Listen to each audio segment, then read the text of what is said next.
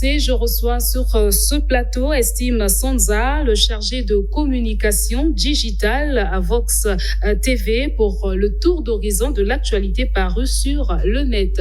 Bonsoir Estime. Bonsoir Christine Silou. Alors, le gouvernement procède depuis début septembre au dénombrement des ménages dans le but de leur distribuer des moustiquaires imprégnés, mais cette opération présente un bilan mitigé. Pourquoi ?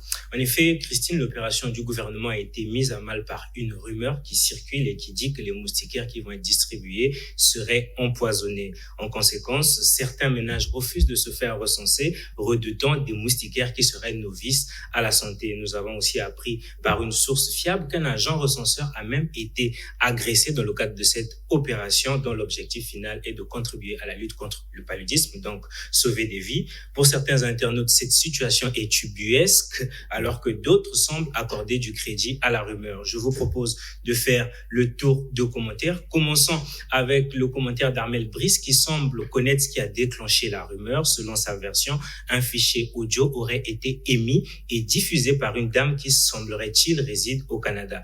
Visiblement en colère, cet internaute a ajouté « Elle doit être heureuse de condamner des milliers de gens, surtout des enfants, à une mort certaine pendant qu'elle se la coule douce aux frais du contribuable canadien. Cette attitude est aussi le résultat de l'ignorance de certaines personnes. » Habib Sall a choisi de ne pas se fier aux mauvaises informations qui pullulent sur les réseaux sociaux concernant ces moustiquaires. Il a aussi indiqué qu'il n'aime pas personnellement les moustiquaires et il pense que ce n'est pas le seul moyen pour éviter le palu. Ce n'est pas Edith qui le contredira, car cet internaute juge qu'il est préférable d'organiser des campagnes d'assainissement dans les quartiers avant de songer à la distribution des moustiquaires imprégnés. Armand Ruggi a affirmé que la gratuité n'existe pas au Congo et donc que ces moustiquaires sont dangereuses. Vu la confusion qui règne, il est souhaitable que les autorités réagissent car non seulement cette rumeur compromet l'opération qui est censée protéger du palu, mais elle met également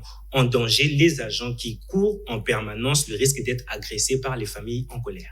Venons-en au forum Investir en Afrique qui s'est tenu à Brazzaville du 10 au 12 septembre. À l'occasion donc de ce forum, le Congo a signé plusieurs accords avec la Chine. Le site vox.cg en a parlé. Donnez-nous de plus amples détails. Avec plaisir, vous l'avez dit, Brazzaville a abrité le 5e forum Investir en Afrique dont le but est de trouver des voies et moyens pour diversifier les économies africaines et créer des emplois.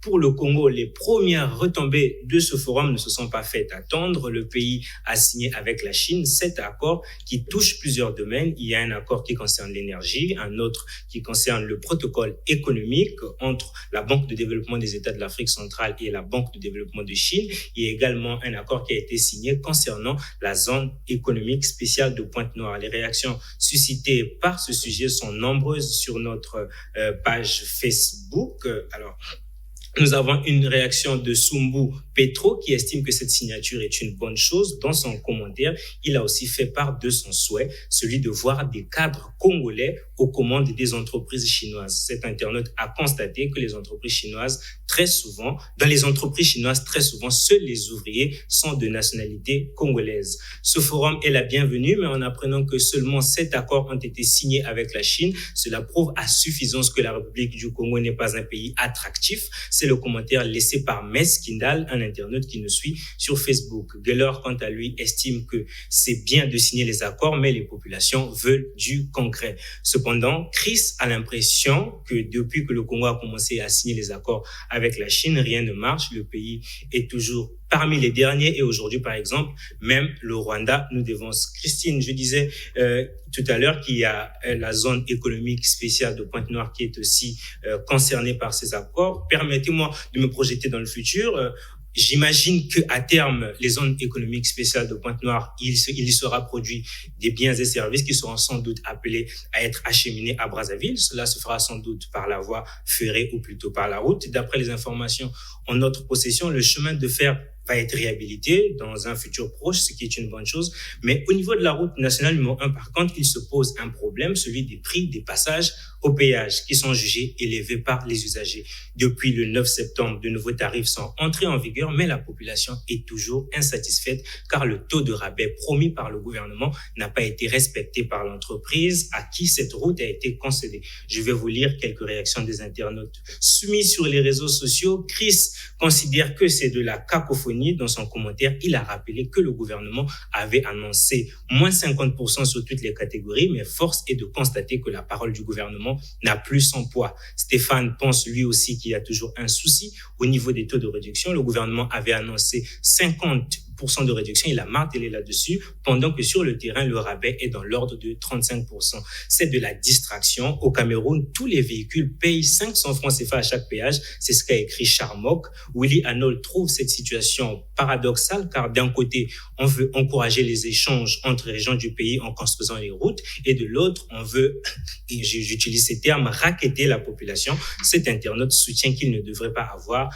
péage au sein d'un même pays. Il a renchéri en écrivant ces prix qui vont sans doute impacter les prix des marchandises qui passent de Brazzaville à Pointe-Noire. Alors, il serait intéressant que les décideurs se penchent sur cette question car, comme on dit, gouverner, c'est prévoir. Et enfin, les Diables Rouges du Congo de moins de 23 ans ont été accrochés 3-3 le 8 septembre à domicile par la sélection zambienne. Ils ont ainsi manqué leur qualification pour la prochaine CAN U23 et plusieurs internautes ont réagi. Oui, les internautes ont réagi, mais ce qui a fait réagir les internautes, ce n'est pas tant la disqualification du Congo. Ce fait n'est pas inédit, disons-le franchement, nous sommes plus ou moins habitués. Sur Internet, les Congolais ont plutôt été impressionnés par la décision prise par Elie Ngoya, le sélectionneur des Diables Rouges U23, qui a démissionné de ses fonctions pour avoir échoué à sa mission. Elie Ngoya a été félicité par Chris, qui juge que c'est un homme de parole, rappelant que ce dernier n'a pas pu réaliser le rêve des Congolais et il a bien fait de laisser la place à quelqu'un d'autre. Yannick, quant à lui, a indiqué que la qualification n'est pas à imputer au sélectionneur. Selon lui, les conditions n'étaient pas réunies pour cette compétition. Brave décision. Pour une fois, quelqu'un démissionne au Congo pour mettre en lumière les failles du système. C'est le commentaire laissé par Chidrel. On va conclure avec le commentaire d'Auguste qui est étonné d'apprendre qu'au Congo, quelqu'un a démissionné pour ne pas avoir accompli son devoir. Il s'est demandé s'il n'est pas en train de rêver. Voyez-vous, Christine, cette situation aurait pu être anodine si elle se passait ailleurs, mais comme nous sommes dans un pays où le taux de démission dans les institutions de l'État est quasi nul, alors ça devient tout un spectacle pour les populations. On espère que les décideurs ou les gouvernants vont prendre de la graine parce que là, Elie Ngoya sort par la grande porte. Merci Estime Sanza pour toutes ces informations parues sur le net.